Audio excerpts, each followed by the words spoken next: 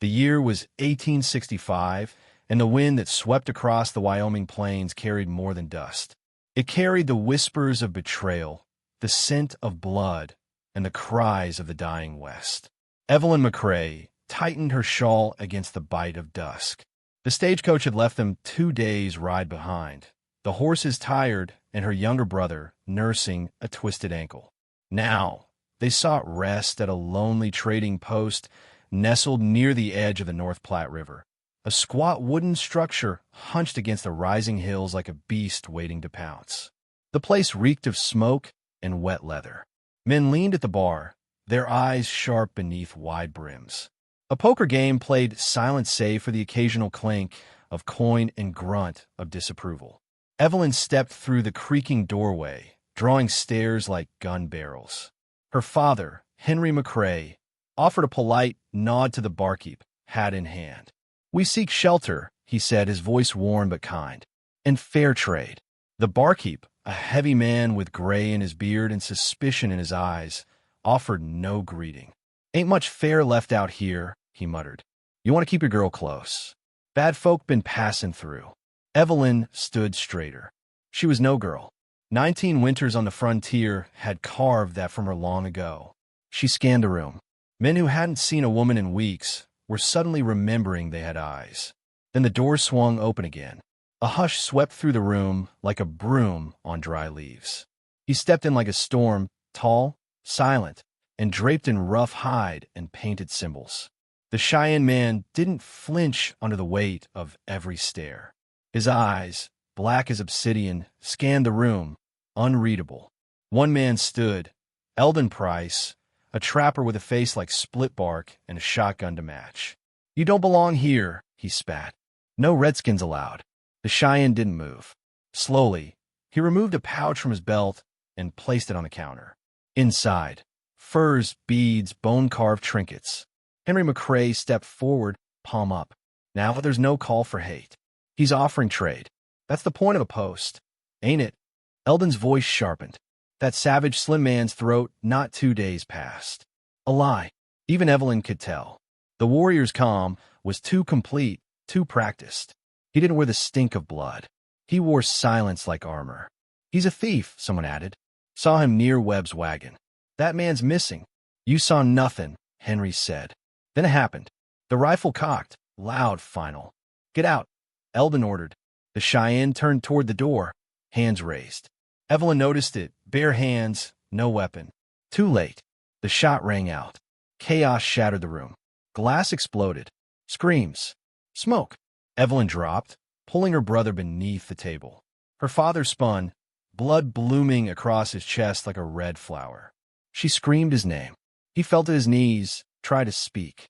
Blood poured between his fingers. The Cheyenne did not run. He lunged.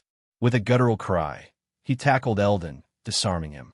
The shotgun clattered away. Fist flew. Bone crunched. The trapper slammed into the bar and didn't rise. The warrior didn't kill him. He looked to Evelyn, their eyes locking across the storm of bodies. She saw it in him, not bloodlust, not rage, something else, something raw and unspeakable. Then her brother screamed. Gunfire roared again, and a second bullet tore through the table. She dragged her brother, limping and crying, through the back door. Outside, the cold was a slap. The horses screamed, spooked by the scent of panic. She threw her brother onto the saddle, climbed up behind him, and kicked. The post shrank behind them. Gunshots faded.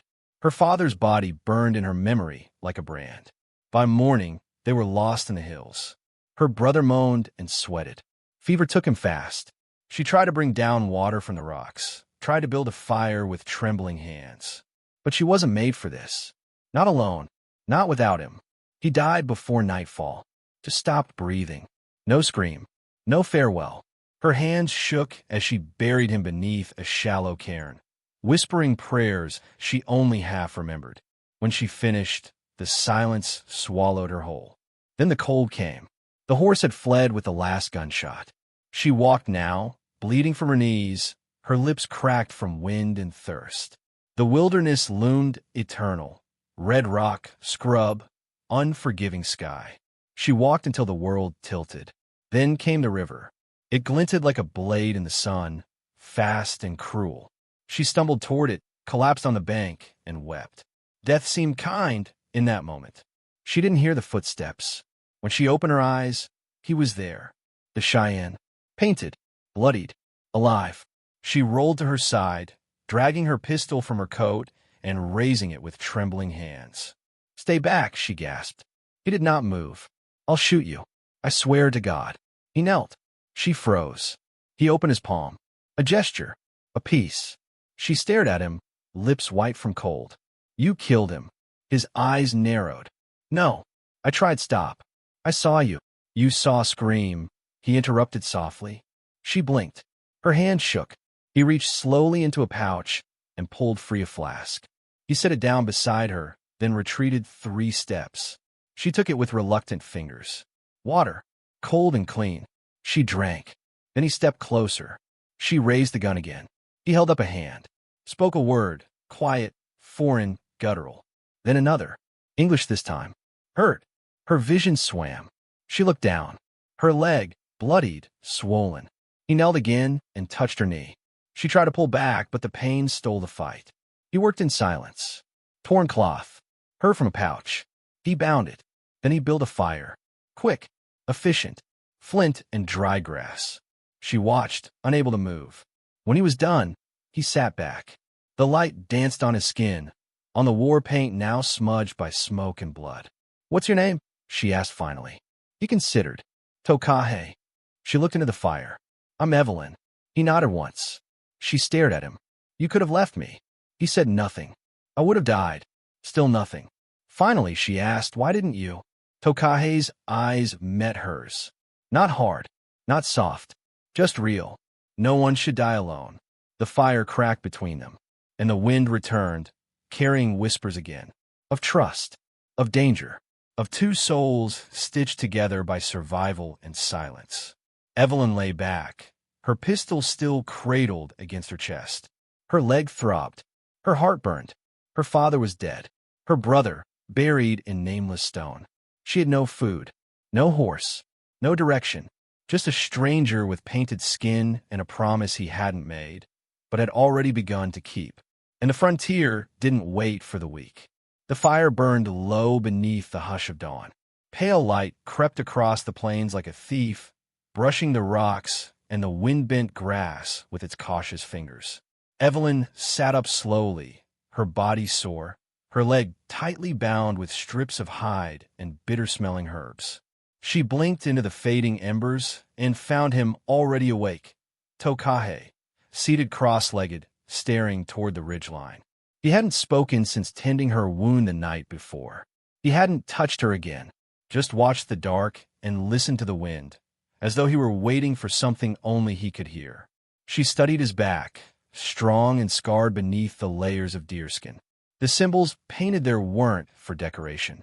They told stories, war, loss, family. She didn't understand them, but she could feel the weight of them. Same way she felt the weight of her father's blood in her memory. "Where are we going?" she asked. He didn't look at her. "South." "Why?" "Safer." She glanced at the horizon. South meant deeper into Cheyenne territory, farther from forts and townships, farther from help. But what help was there, really? The men who killed her father wore badges of law in their own eyes. "I can't walk fast," she said. "You lean on me." That was the end of it. He rose, gathered the flint, buried the fire with practiced ease. Then he helped her up. Not rough, not gentle, just firm. They walked in silence, the wilderness wide and watching. The hills rolled like frozen waves. Sagebrush clung to dry soil. Overhead, buzzards drifted lazy circles, as if waiting for something to fall. By midday, her leg throbbed like a second heartbeat. Sweat carved trails down her temple. She stumbled more than once, and each time, Tokahe steadied her without a word. He moved like the earth, unbothered, inevitable. They rested beside a shallow creek, where Evelyn drank greedily and washed her hands of dirt and dry blood. She watched as Tokahe fished with a sharpened stick, patient as time itself. Within minutes, he skewered 2 trout and gutted them clean. He handed her one, cooked over a fire of dry brush. She ate without speaking, Hunger had stolen her pride. When a meal was done, she sat back, staring at the smoke curling skyward. "I buried him myself," she said. Tokahe didn't answer. "My brother. He was only 14. He took a bullet meant for me." Still no reply. "I prayed someone would find us. I thought there'd be a sign." "You're alive," Tokahe said at last. "That's the sign." She looked over at him, startled by the sharpness in his voice. Not cruel, not dismissive, just hard truth. It sat between them like a third presence. "I don't even know who I'm walking with," she said. Who are you, really?" He chewed slowly. "Then, I am Tokahe, son of Wanietu, brother to Takoda. I hunt elk, fight when I must, and walk where I choose." She shook her head. "That's not what I meant. Why were you at the trading post?" His eyes darkened, the firelight dancing in their depths. "To trade? You were accused of murder." "They lie. Then why not defend yourself?" "I did." He stood, gathered their meager supplies, and nodded toward the south. The conversation was over. Evelyn followed, her thoughts a mess of doubt, and something more dangerous, curiosity. That night, they camped beneath a broken cliff where wind sang through stone like a mourning voice. Tokahe built a fire and sharpened a long, narrow blade. Evelyn sat across from him, her coat drawn tight, pistol near her side. "You don't sleep much," she said. "Sleep is for safety." She hesitated, then reached into her satchel and pulled free her father's knife. Worn steel, bone handle carved with initials. She offered it across the flames. He looked at it, then her. "I don't need it," she said, her voice tight, "but I think you'll use it better than I ever could." He took it with reverence, examining the blade. Then he nodded once and tucked it into his belt.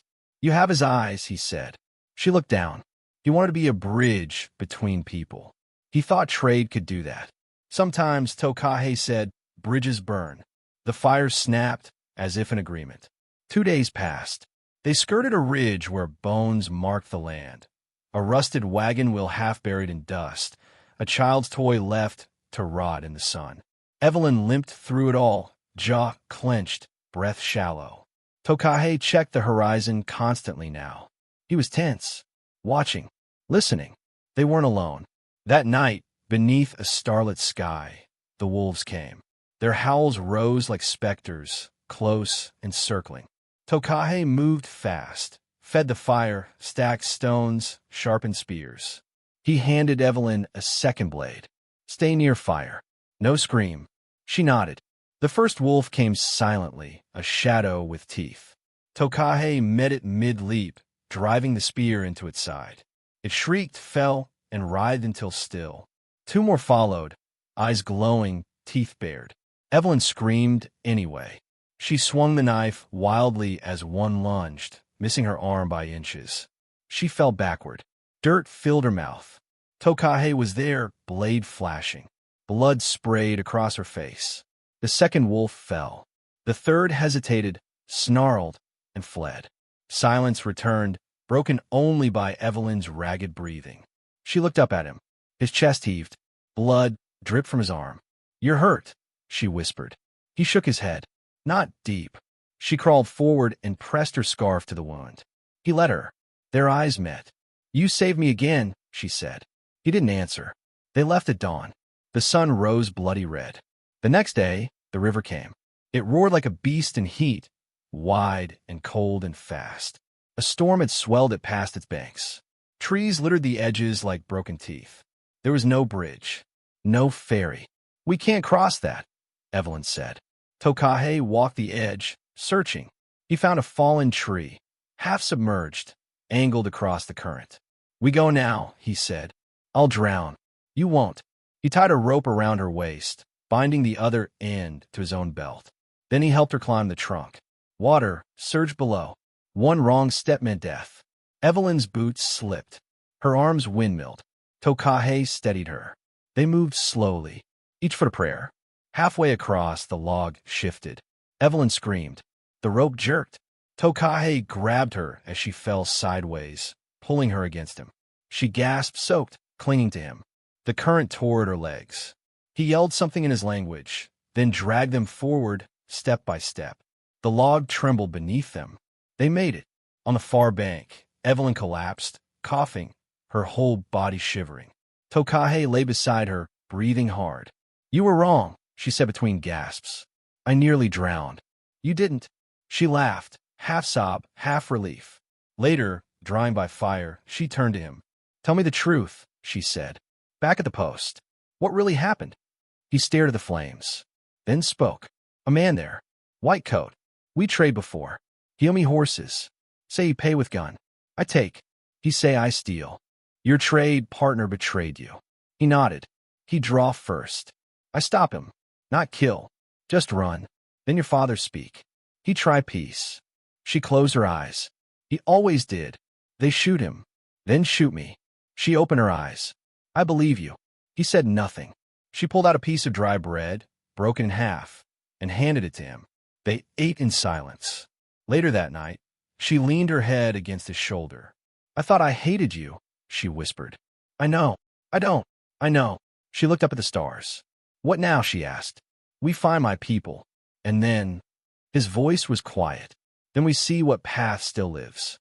She reached into her satchel and pulled out a silver locket. Inside, a photo of her family. She handed it to him. "Keep it safe, in case I don't make it." "You will. Promise me." He looked into her eyes.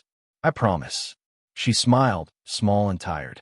For the first time since the trading post, she felt warmth, not just from the fire, but from the quiet strength he shared with her. And beyond the dark hills, trouble waited. She knew that now, but she also knew this. She wouldn't face it alone. Dawn broke like a blade across the horizon, slicing the land into shadow and fire. The prairie stretched silent and breathless before them, still damp from the storm that passed in the night.